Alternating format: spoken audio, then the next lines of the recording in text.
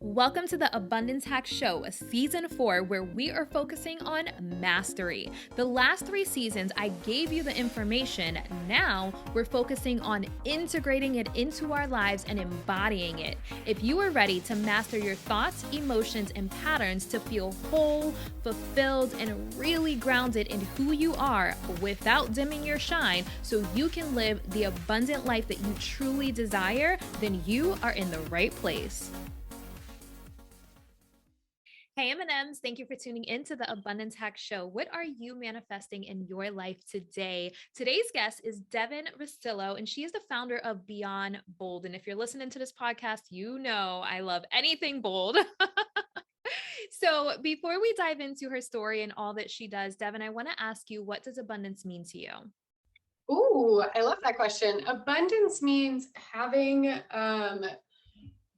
really a mass wealth of all the beautiful things in your life that you truly cherish and adore and admire, and being able to call and tap into all those things, those resources, whether it be like joy, love, lust, happiness, money, of course, friends, connections, all of those things, being able to tap into those and feel that they're with you at all times. That's abundance to me. Yes, I love it. I love it. So tell us about you and how you got started with Beyond Bold. But I want to know, start from the beginning of entrepreneurship and just really tapping into being a bold entrepreneur and creative. Yeah, sure. So I will backtrack then. When I graduated, okay, here, we'll start here. When I graduated in 2016 for my master's degree, I had gone to school for those 6 years for speech pathology. And in 2016, I became a medical speech pathologist. With that experience and with that journey, working in that career in that real world, I discovered that not only was I unfulfilled by the career, but I was also unfulfilled in my personal life. And I was really going through this process of just floating through life. So in grad school and in college, we have these deadlines that we constantly have to meet. And I was a very driven person back then.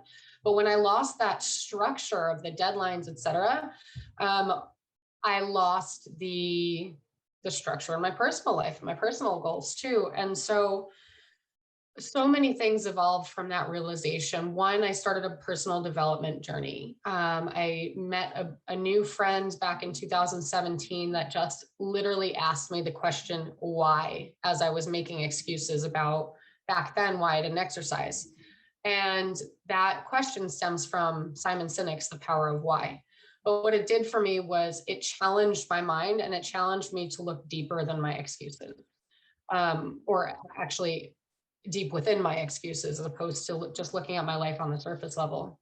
So that was one of the catalysts for personal development journey. And as I began to grow in my personal life and really start to transform and shift, I noticed more and more that I was unfulfilled with my career.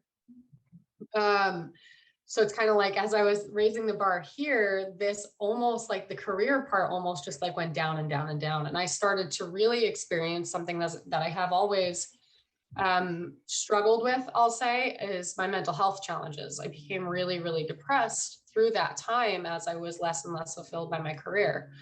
And that depression and lack of fulfillment started to carry over into every aspect of my life. And I once again found myself at this really troubled time where I woke up every day and I just didn't want to, I didn't want to go to work. I didn't want to do the day-to-day routine that I was used to.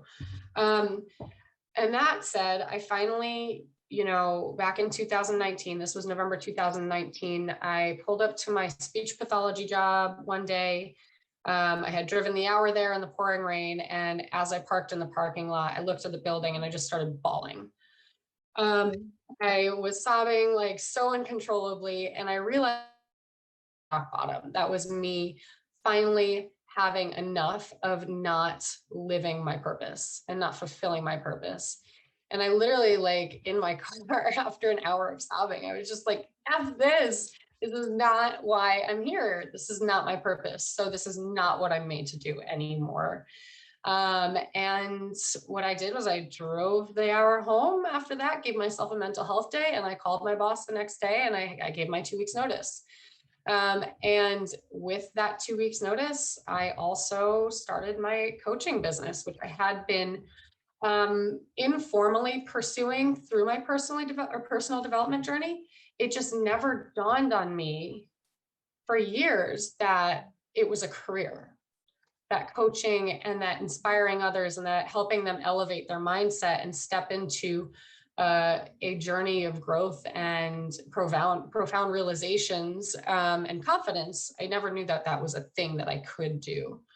And so it took me hitting rock bottom. It took me really experiencing this deep depression and this challenge with mental health to realize actually what my fullest potential was and to step into that.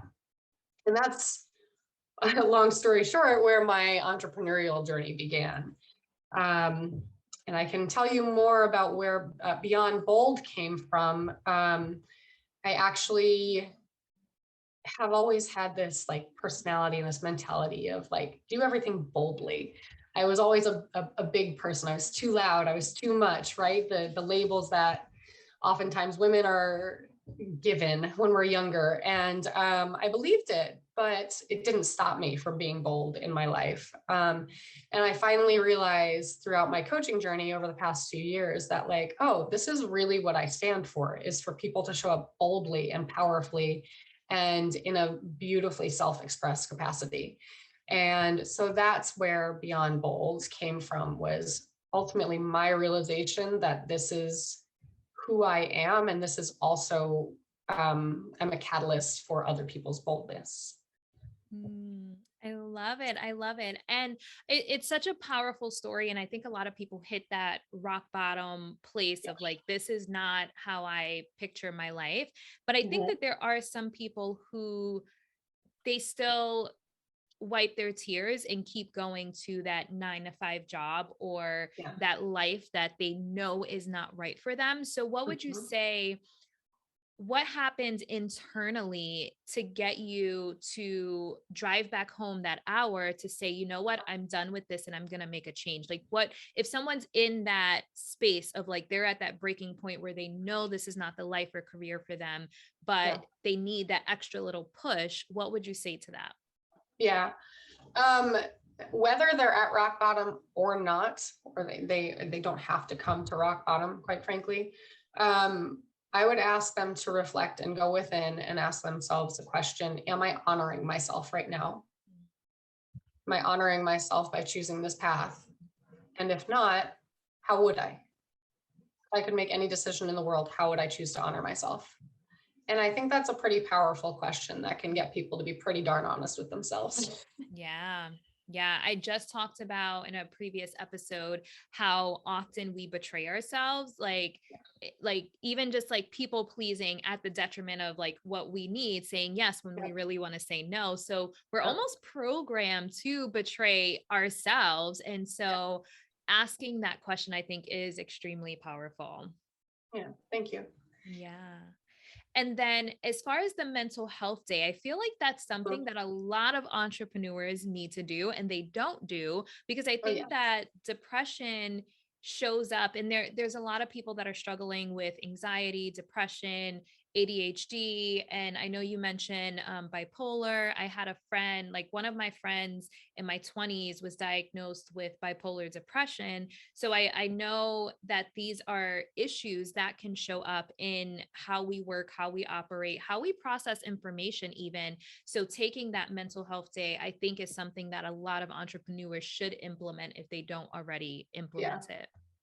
Yeah, I absolutely agree. And I do want to speak to the bipolar side of my life as well, because that is ultimately having that diagnosis and experiencing the ups and downs of bipolar my entire life is a huge part of what shaped me into the human that I am now.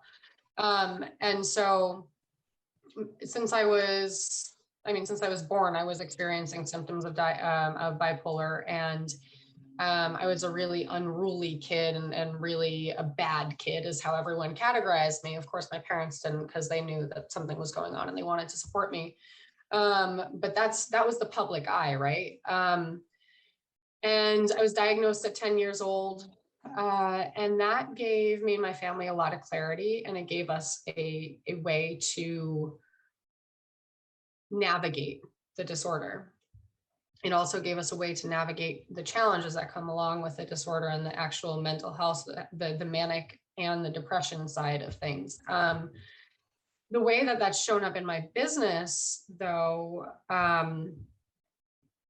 is it can make, and I'm speaking to people who are bipolar, people with mental health disorders, and people who are neurotypical as well, because I think this message applies to all.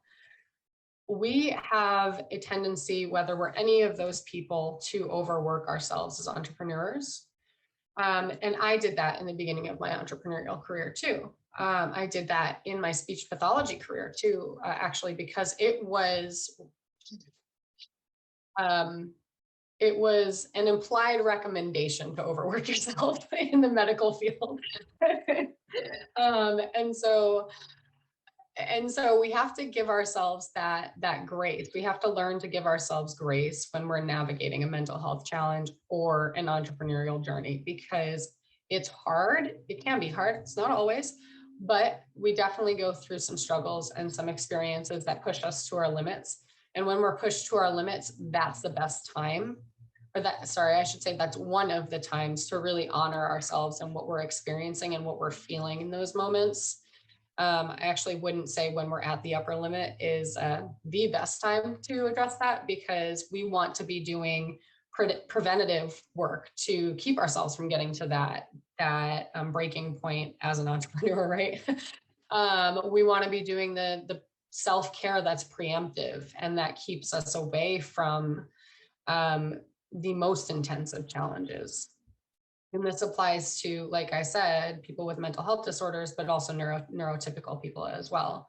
And so really stepping back and developing this sense of self-awareness, so you know what your limits are, and so you know what your highs and lows are, is really a valuable piece of becoming an entrepreneur. We have to be self-aware to give ourselves the additional tools, like positive self-talk, like a morning routine, like offering ourselves grace and learning how to observe our judgment instead of getting stuck in a self-judgment shame spiral.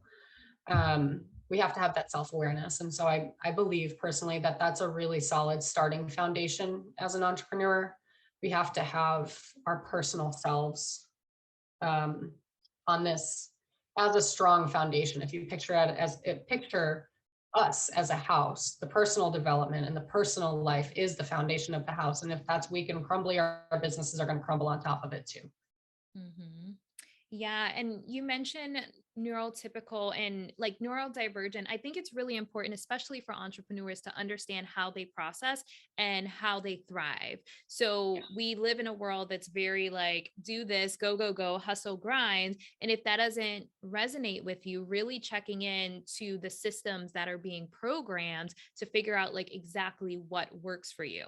Because just because all of these coaches are doing this or all these entrepreneurs are doing this, it doesn't mean that that system or that process is going to work for you. So really having awareness around it. And I think getting to know yourself on a deeper level, like asking those thought-provoking questions, is the way to peel the layers back. Yeah, absolutely. So 100%, getting to know ourselves and learning to be comfortable going against the grain Mm-hmm. is like absolutely imperative for, I mean, any individual, but especially someone who just has this really, really deep burning passion inside of them. We have to get comfortable with doing things the way that works for us, as opposed to the way that we are told to do things and the way that society mandate or dictates. Mm-hmm. Going against the grain, being a rule breaker, being someone who's so authentically self-expressed, those just aren't societal norms. And we get to choose that every day if it suits us. And it's really powerful once you embrace that inner the inner self and that inner badass or bold person, right? Yeah. Yeah. Okay. So just to back up a little bit, if someone Yeah. isn't familiar with what bipolar is, like, Mhm. let's just say someone listening, they're like, I don't even know exactly what that is. How would you explain that? Yeah. So bipolar, I'll tell you from my experience, so that people can see like an actual real life experience. Bipolar is a mental health disorder. The way it manifests in me, is I was diagnosed with manic depressive bipolar. So I cycle, and the way I kind of view my life and the behaviors that I engage in, I see I'm kind of like on a continuum. And so actually almost like the spectrum. Like I can be at baseline, which is right here. I know there's going to be audio too, but just imagine there's a baseline. Um, Sometimes when I'm going through the manic stages, I never get manic, and I'm going to describe the difference between the two. A manic phase is when you've like really, really lost touch with reality almost. And you're at this really heightened, elated state, your mood wise and your emotions wise. And so when you're in that manic state, you believe you can do anything, like anything is possible. And that's where mania can be dangerous. Is this is where you hear of people with bipolar jumping off roofs because they think they can fly. Now, I'm incredibly grateful that I've never been in a manic state. The like highest that I get is I reach a hypomanic state, which is a much lesser version of mania. I still feel very limitless, and I still feel like I can do so much, but I'm still within this state of reality. So I know what's dangerous and what's not. And the dangerous ideations never come to me. So I'm very grateful for that. Now, that's certainly not everyone's experience. So that said, I can cycle between hypomanic states, which is high above the, or like higher above the baseline. And then I can cycle down into depressive states, which is where I might feel my self-worth starts to crumble, where I might feel a lot of despair and sadness, and I feel really unmotivated. And I actually just did a live recently when I was experiencing a state of depression. I went live on Instagram, and I was like, you know what? People have to witness this because they have to recognize that it's okay to not be okay sometimes. And in that state, a telltale sign for me when I'm feeling depressed is the narratives that go through my head, the words that I say to myself. And one of the words that I'll say to myself as I start to become depressed, which is a really good trigger, like awareness trigger for me, is I'm so tired of blank. I'm so tired of this. That's a really good indicator for me to know that I'm starting to become depressed, and this is something that I have to now address.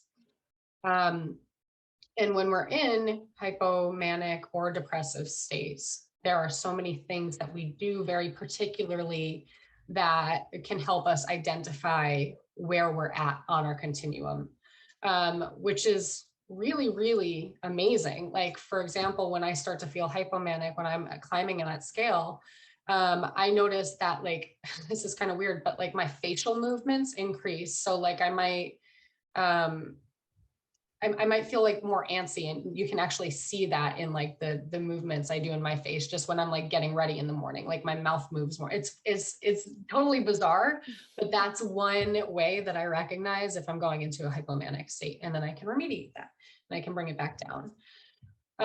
So like I said before, self-awareness is really, really key when you're dealing with bipolar or any mental health disorder or challenges. And like I said, even if you're not a disordered person, we still go through periods. Neurotypical people go through periods of depression, and they go through periods of feeling like they're on top of the world. And it's just as important for them to know that about themselves too. Yeah, it's super important. That self-awareness piece is huge. So for someone who is struggling with a mental health issue, Mhm. whether it's bipolar, whether it's depression, whatever it is, how can they not allow that to impact their business? Yeah. That's a really, really great question, and something that I'm still navigating myself, because I think that we learn as we grow, as we grow and as we go. But something that I put together the other day that really helped me, I have done this in the past, but it like wasn't at a conscious level, I guess. I decided to do this during my most recent depressed state. It was really powerful for me, and I shared it with my audience, and they reacted very favorably to it too. And what I did is I broke this technique down into a multiple step process. And so, one tool or tip that I would use or offer to people who notice themselves starting to go into a depressive state is to, on a good day, this is a preemptive technique. On a good day, when you're feeling motivated or you're feeling at baseline, write yourself a letter. You might start with like, dear self, and start answering the question, what value do I add to the world? That question can be really, really, really supportive when you reflect back on it. Not only will it make you feel good when you're in this preemptive baseline state, but then you can say, I add so much value to the world, such as, and then on or actually another question would be like, what are some of my really positive qualities? And you might say, I do a good job at blank. But when you're reflecting back on this letter, if you notice yourself starting to go into depressive state, this is a letter you can pull on. This is something that you can look at then, and you can say, excuse me, I got the hiccups. And you can say, oh, wow, this is actually this, and this is actually something that's really, really valuable about me. And in order to continue showing and sharing this value with the world, then these are some things that I can do to pull myself out of this state.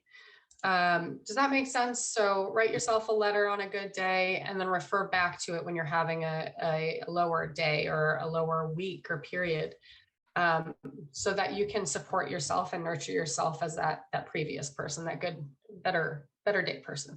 Yeah, I love that. I've heard a variation of that, like a good day folder or something like that, where Yeah. you can put like pictures of things that you love, like if you love Mhm. puppies and just like different Mhm. things in there to make you feel good when you have those Yeah. days. And I think that that's what it's really about. I think a lot Yeah. of people feel like once you've done a certain amount of healing, you have arrived and like that's it. Mhm. But it's like life No, is, no. it's Yeah. an ebb and flow. So you're going to have challenges, you're going to have bad day. So when you have a bad day, what do you do? And having a solid routine of what to do when you're having a low or bad day. Yeah, exactly. And there's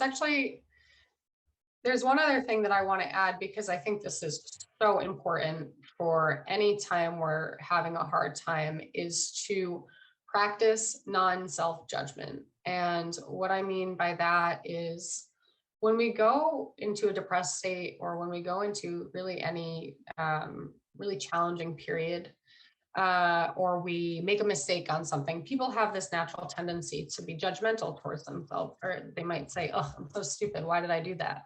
Or whatever the narrative is. And that is an instance where we're judging ourselves. And there's nothing about that that serves us. Um, so, what I mean by practicing non self judgment is to recognize, again, self-awareness, recognize that you're saying these challenging or these negative things to yourself, and take a step back to really kind of look at what you're saying and observe what you're saying. I like to say witness what you're saying to yourself, and choose. Then in that moment you can make a choice. Do I want to continue judging myself, or do I want to observe this with compassion? And practicing non-self judgment then means that you choose to witness, or you choose to observe this emotion with non-self judgment. You choose to simply look at it and say, "Oh, this is how I'm feeling right now, and that's okay." Or you can also get curious, and you can say, "Huh, well, that's interesting. I'm feeling pretty crappy right now. I wonder why that is." And you can explore it if you want to. But when you're curious, or you're in a place in a state of witnessing your emotions, we tend to, or the judgment tends to kind of fall away. It gives us permission to feel that way, and that's something that is really, really, really important for our mental and emotional stability and strength and resilience, and ultimately our self-love, because we're not saying the harmful things to ourselves anymore. We are taking those harmful words away. Yes. Yes, I love it. And I think that a lot of that self judgment and self criticism is usually a reflection of someone in our lives in our childhood that was super critical. So I just did Yeah. an episode about the mother wound. So if you had Mhm. a super critical mom or super critical dad, or just they never they never showed that they were proud of you or never offered like Yeah. words of affirmation or encouragement, we actually mimic that behavior that caused us pain in our childhood in our own heads. And so we Yeah. become our critical parent. So the healing and the self awareness is so huge. And I love that you are sharing openly and in a transparent way about your mental health struggles, because I think with social media, a lot of people feel like, oh, everyone else has it so easy. Everyone else is Mhm. doing so good. Why am I having a hard time? So when we have those entrepreneurs that are like, well, today I feel pretty damn depressed, I'm not Mhm. feeling good today, it makes other people feel like I'm not alone. And I think that Yeah. that's so important. Yeah, I absolutely agree. And it's on those days where we're feeling low that we tend to retreat the most. That's a really common habit and tendency for people who are feeling depressed or sad is we retreat and we don't lean on the people around us and we don't show up. And something that I noticed, there was a truck backing up, I think, outside. Something that I noticed about myself and recently was that pattern is that, hey, when I'm having tougher days, I'm not showing up on social media, which gives the false perception that everything is gravy, that everything is good in my land all the time.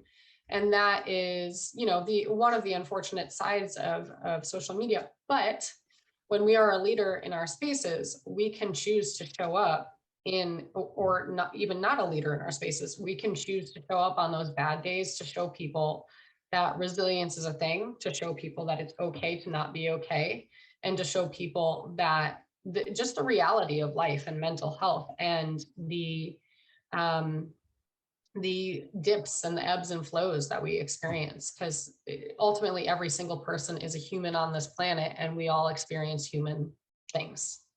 Yes, I love it. So, what are your top 3 tips for living an abundant life? Oh, top 3 tips for living an abundant life. Okay, so I would say allow ease. It's really, really common for people to get stuck in these really tough cycles. We allow ourselves to get stuck there, and we allow ourselves to stay within comfort. And most people's comfort zones are actually ones of struggle. Um, what we what many of us don't recognize is we can choose ease in small moments throughout the day. And what I mean by that, like the way choosing ease looks like, from what choosing ease looks like for me some days, is asking myself, what do I need today, or what do I want to do today? And I can give myself grace, and I can choose not to do my like a couple reach outs that morning, and I can choose to go to the beach. And because that would be allowing myself to make that choice and allowing myself to do something that provides flow and ease and self-care and energy for me is a way to choose ease. That's just one example, but I think it's really valuable when people recognize that that they don't have to experience things in a struggle always. So choose ease is one of them. Um, Remind yourself of, and if you don't have any, create affirmations that represent abundance and wealth of um, all of the above, all of everything, whatever wealth and abundance means to you. Create affirmations around those things so you can constantly be reminding yourself that these things already exist in your world, or you're inviting them in. And then another thing would be to practice gratitude, because when we practice gratitude, it makes us step back and see how much we already have around us. And that's super abundant. Just a real life experience. I was talking to someone today who had a really tough a really tough commute into New York City today from Connecticut. And I said, what are you grateful for today? And they said, well, not much because the day is pretty tough so far. And I said, oh, well, this is a perfect time to practice gratitude. You can be thankful for or grateful for the fact that you got to the city safely. You can be grateful that your legs and your body carried you the rest of the way to your office. You can be grateful that you're having this conversation now to help you see a different perspective. Whatever the gratitude may be, you start to see so much more abundance all around you when you practice gratitude regularly. Yes, I love it. I think that gratitude is the key to abundance, like Yeah. noticing how abundant life already is. So, Mhm. love, love, love it. So, where can people find you online? Yes. So I would say I have a really, really wonderful Facebook community called The Bold Entrepreneur. I would love for people to show up in there and just see what we're about, because it's a really great community of supportive, bold entrepreneurs, obviously, who love to be in community and be in connection and collaboration and in support of each other. We do weekly co-working sessions where we all just get on a Zoom and work together to reflect about our goals and reflect about our wins and be in a dedicated space where everyone else is dedicated around us. And then we also do bi-weekly connection and collaboration calls where we get to know each other and we get to know each other's minds and goals and drive and all that. So that's a really great space. It's called The Bold Entrepreneur on Facebook. That's one place to find me. And then I'm also on Instagram at Devin_Beyond_Bold. That may be shifting in January, the handle, but I'll keep you guys apprised. And then I also have, which we haven't talked about, I have a mental health blog that I think is so worth taking a peek at. And I don't contribute to it super consistently. I contribute to it when it feels like there's a really important message to share. So just so everyone knows that there are a ton of blog posts around challenging experiences that I've had and the lessons that come from it and the gratitude that you can see from those challenges. And I think those blogs are a really good way for people who struggle to be seen and to be acknowledged. So, oh, and that is devinro.com. Awesome. I will make sure I have all of the links in the show notes. Thank you so much for all the work that you're doing, and just keep showing up boldly. Will do. And keep inspiring people to know that if they are having mental health issues, like they can take a mental health day and prioritize feeling good and be gentle with themselves, have that self-compassion if they are struggling with something, and choose ease. That's a good one. Thank you.